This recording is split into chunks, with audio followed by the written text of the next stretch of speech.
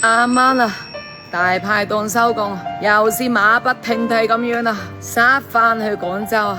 又要睇睇自己啲自報品啊，啲實體店。哎呀，最近太多嘢搞啦，顧得個爛鐘啊，顧唔到個掣，顧得個掣啊，冇個計。唉，翻去睇睇啲實體店好過啦。大排檔真係唔適合我做啊！自己本個主業就已經有份練功啦，硬係死性不過去做大排檔。唉，依家真係一心不能幾用啊，唔自易用啊！唉，翻去，你真定假？你睇依家啲貨咩意思啊？你一啲唔同我賣，你咩意思啊？咁你都唔理，你自己都唔理，你掛晒你埋嗰個大排檔呢邊你都唔理。咁我請你翻嚟做咩？白老公豬啊？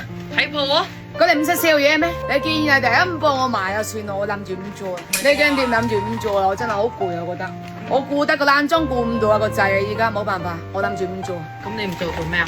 我依家諗住出個生個女啊！依家咁你個應承俾我做店長，咁你唔做，咁我邊有做店長做啊？我依家煮嘢太多貨啊！依家唔知點搞啊！